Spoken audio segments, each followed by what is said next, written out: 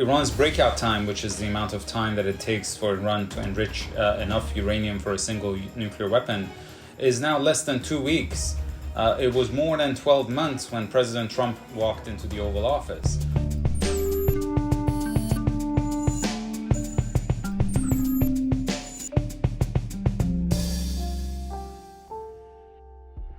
Hello and welcome to GZERO World. I'm Bremmer, and today we are looking at international efforts to revive the Iranian nuclear deal.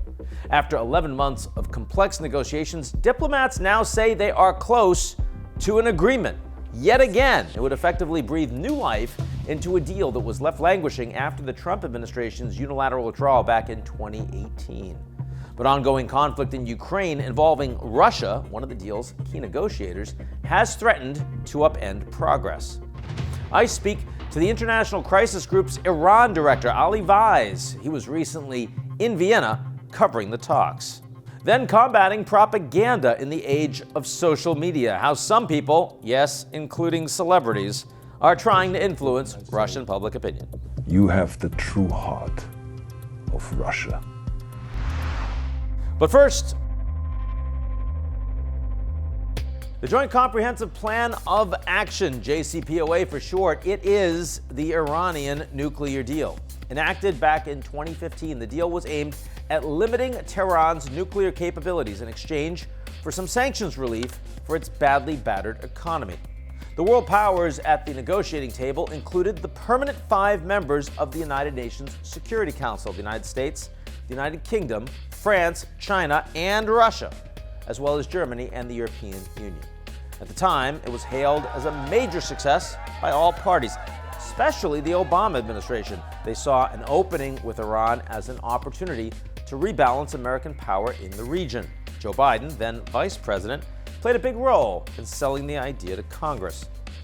But the accord wasn't viewed as a win by everyone. Back on the day of the agreement, Israeli Prime Minister Benjamin Netanyahu tweeted that the JCPOA was a historic mistake. Critics complained that Iran's requirements under the deal were only temporary, that they did not actually prevent Iran from developing a nuke, and didn't address the country's support of regional proxy groups like Hezbollah, seen as a terrorist organization by the United States. Plus, it hardly reset relations with the U.S. Sanctions, after all, were still in place, as well as Iran's UN-censored ballistic missile program. Donald Trump had more colorful names for the deal. During a CNN interview while he was on the 2016 campaign trail, he said that the Iranians had out-negotiated the Obama administration, even went so far as to call American negotiators a bunch of babies. Putting an end to the Iran deal was one of the Trump administration's major campaign promises. Not a surprise. He actually first recertified the deal, not once, but twice, but then he did withdraw back in 2018. President Joe Biden has made it a presidential priority to revive the JCPOA, and progress has been made. But times have changed, and recent geopolitical events are making negotiations more difficult. For starters, there's that war in Ukraine, and Russia's place at the negotiating table has already caused real problems. If Russia walks away, implementation of the deal becomes more politically challenging. But Washington worries that Moscow may also use its trade relations to Tehran to skirt the heavy sanctions in place after Putin's invasion.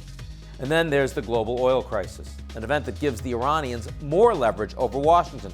The Biden administration has led a big effort to increase global oil output with the Emirates, with Saudi Arabia, and even Venezuela, in order to drive down prices and placate American consumers. Iran is in a better position to drive a hard bargain than they used to be. But even if a new deal feels imminent, there's still the chance that a new U.S. administration in 2025 could withdraw yet again. This week, I speak with International Crisis Group's Iran director, Ali Vaez. He thinks that a new deal is the best way forward if we want to prevent a nuclear arms race in the Middle East. Here's our conversation. Ali Vaez, thanks for joining me today. My pleasure. So is this new Iran deal happening? Look, I've stopped predicting because it was supposed to happen a few months ago. The U.S. is consistently talking about the fact that the window is closing on it, but from one week to another, it's constantly pushed back. But, at the same time, I would say it has become too big to fail for both sides. They've expended too much political capital and time and effort into it. And the alternatives for both sides is really not attractive at all. But there is still plenty of space for miscalculation. So it's really difficult to say. I would say it's still 50-50. Why can't failure be an option for the Iranian government? Well, because it's true that their economy has survived, but their economy can't thrive under sanctions. And then in the medium to long term, that becomes an existential threat to the system. So that's why Iran wants to get out of from under U.S. sanctions and is seeking sanctions relief. They also know that if this crisis escalates, it would eventually result in the snapback of the UN sanctions, which means that Iran would once again be considered a threat to international peace and security under UN Charter's Chapter 7. And now with the P5's unity completely shattered as a result of US-China Cold War and as a result of Russia's invasion of Ukraine, it is actually, there's no light at the end of the tunnel. It wouldn't be easy for the Iranians to, again, get out of Chapter 7 designation. Now, on the American side, we of course know that gas prices are very high and nobody's really happy about that, and it's not helping Biden at all. But at the same time, there are a lot of people that remain very critical of this Iranian nuclear deal, and signing a deal on the back of we got to get something done to get oil prices down. I mean, isn't Biden risking taking some pretty significant shots on goal? If the main driver for policy was to bring down the energy prices, that would be correct. But I don't think that's the case. The reason the administration is pursuing this agreement is because Iran is now closer to the verge of nuclear weapons than it has ever been in the past almost 20 years of a nuclear standoff with Iran. Iran's breakout time, which is the amount of time that it takes for Iran to enrich enough uranium for a single nuclear weapon, is now less than 2 weeks. It was more than 12 months when President Trump walked into the Oval Office. So the administration, yes, will pay a political price for restoring the agreement, but it would also pay I would say, even a bigger political price in the run-up to midterm elections if it has allowed Iran to become a virtual or a nuclear weapon state under its watch. Can't they just blame Trump? I mean, the reason that the Iranians are out of the deal and are now developing their nuclear capabilities is because Trump decided to unilaterally pull out of the deal in the first place.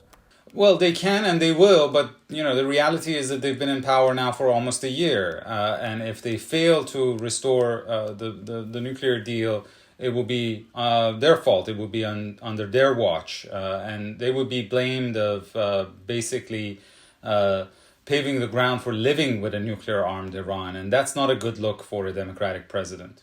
Naftali Bennett, the Israeli prime minister, seems to be somewhat less hawkish on the Iran issue than Bibi Netanyahu used to. I've heard that privately he talks about Iranian nuclear weapons capabilities as opposed to breakout as being the true red line for the Israelis. Do you see a change in the Israeli position? I don't necessarily think that the new Israeli administration is less hawkish, is not as proactive in fighting the deal, especially by direct interference in U.S. domestic politics in the same way that Prime Minister Netanyahu did, very brazen speech that he delivered at the joint session of Congress in 2015. Yep. That's not the case anymore, but Prime Minister Bennett can't afford to be seen on the left of former Prime Minister Netanyahu, now the leader of opposition, and so he has to come out in opposition to restoring the deal.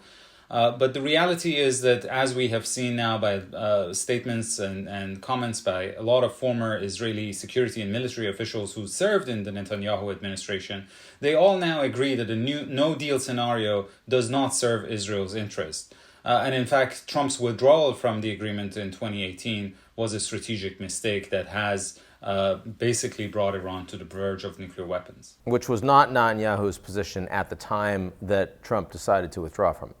That's correct, and it's still not to this day. But again, those who don't have the political calculations of leaders like Prime Minister Netanyahu or Bennett admit that that was a mistake, and basically that the nuclear deal is better than all the other alternatives for Israel. How confident do you feel, and why, that if there is no nuclear deal, that the Iranians would actually develop a nuclear weapon? That's a very good question. Look, the reality is, with the trajectory of Iran's nuclear program, they are, as I said, now less than 2 weeks away from breakout. In a matter of 4 weeks, they would have enough 60% enriched uranium, which is 99% of the effort that it takes to get to weapons grade. That is sufficient for a single nuclear weapon. I think you remember Bibi Netanyahu's red line at the UN in 2012. That was about 240 kilograms of 20% enriched uranium. When he brought the graphic, the big graphic of the cartoon bomb. And now, that equivalent of that amount in 60% is 40 kilograms. Iran, as of last week, had about 33 kilograms of 60% enriched uranium. So this is not a stable situation. Eventually, that breakout time will fall down to a matter of days. It was what U.S. officials refer to as margin of error, which means that with the lower level of inspections that we right now have, between one inspection of a site and the next one, Iranians can produce a single nuclear weapon. Now, that's not an arsenal.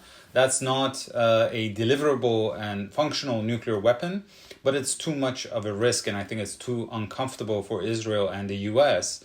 So there is a risk of military confrontation. Iranians know this. The reality is that this is a program that has been deeply penetrated by Western and Israeli intelligence, as we have seen in the form of covert operations against Iran's nuclear program and scientists. There is a risk of escalation and military confrontation that could then easily spiral out of control. And that's what I'm worried about much more than Iran actually crossing the Rubicon and developing nuclear weapons. I do want to ask about the Russia relationship with Iran. Historically, they've been seen as one of the friendlier countries towards Iran, certainly in terms of their cooperation around propping Assad up in Syria.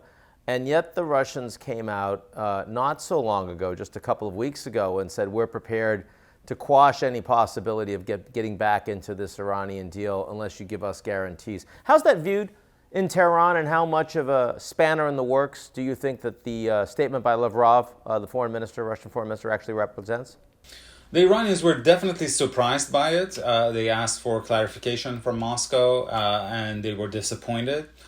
Because Russia is one of the sole allies that Iran has on the international stage. And for them to deprive Iran from getting sanctions relief only because Russia is now subject of similarly draconian sanctions did not make any sense to the Iranians.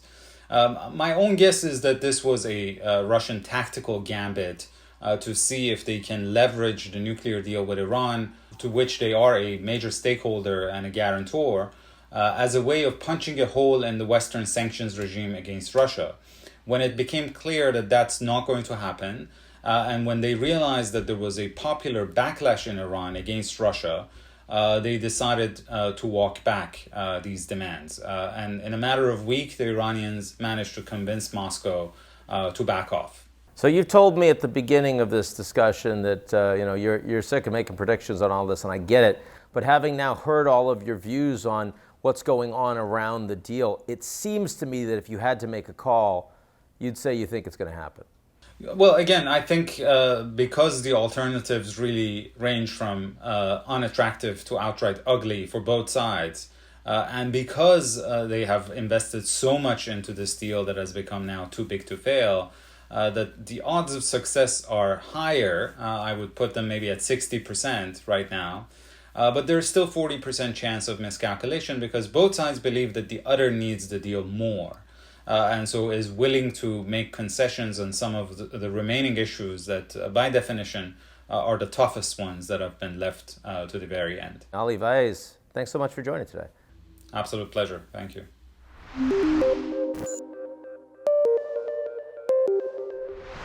The official Twitter account of Vladimir Putin only follows 22 people. I'm not one of them, don't know why, but one of them is actor and politician Arnold Schwarzenegger. Yes, it is. Last week, he published an anti-war video message addressed to the Russian people to show them the truth of what's happening in Ukraine. He even made a personal appeal to Putin himself. Putin follows him, after all, asking him to end the war immediately. And to President Putin, I say, you started this war. You're leading this war. You can stop this war. But Schwarzenegger is not the only one trying to change public opinion in a country growing ever more isolated by the day. GZERO's Alex Clement has the report. As Russia's war in Ukraine entered its second month, more than 80,000 people attended a pro-war rally in Moscow recently, headlined by Vladimir Putin himself. Some of those in attendance told reporters that they had been bussed in for the event.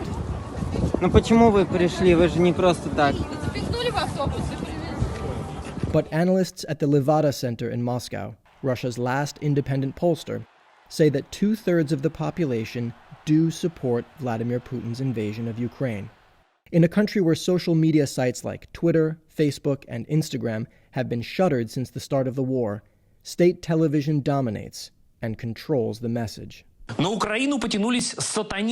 Still, some outside of Russia are trying to challenge the official Kremlin line. Anton Krasun is a Ukrainian-born tech entrepreneur who has lived in Ireland for the past 12 years.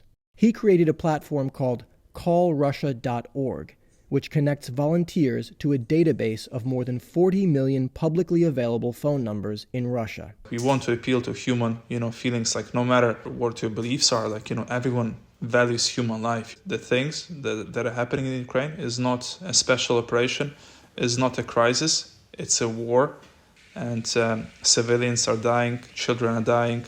Volunteers from more than 50 countries have already signed up to help, including Nikita, a Russian emigre artist in Brooklyn, New York, who allowed us to film one of the exchanges. Да, здравствуйте, меня зовут Никита. Я звоню вам как волонтер общественной организации «Позвони России». Это не за один момент произошло. Это спустя уже 10-15 лет давления. Поэтому почему я должен быть против того? Украина рассадник тех же нацистов. Changing opinions like these in Russia won't be easy, according to Professor Maxim Sich at the University of Michigan. The problem here is twofold. One is access to information, and the second is unseating those deeply entrenched beliefs built on blatant falsehoods that are now intertwined in this organic worldview for those Russians who support the war. Sich, who grew up in Russia and Ukraine, said those falsehoods include the idea that this is a special operation to liberate Russians in Ukraine from a Nazi government that is waging a genocide against Russian-speaking people. For you to say no to war at this point, all these assumptions need to be challenged. But that hasn't stopped Anton Krasun and his team of volunteers from trying, even if the odds are stacked against them. We have a big duty to try, to stop this war from Russia. If there be no support from regular people, I think this war will be over. For GZERO World, I'm Alex Clement. That's our show this week. Come back next week, and if you like what you see, you just want me to say Arnold more. You know you do. Arnold. I just say Arnold. It's nice. Take a minute to sign up for GZERO's most excellent morning newsletter. It's called Signal.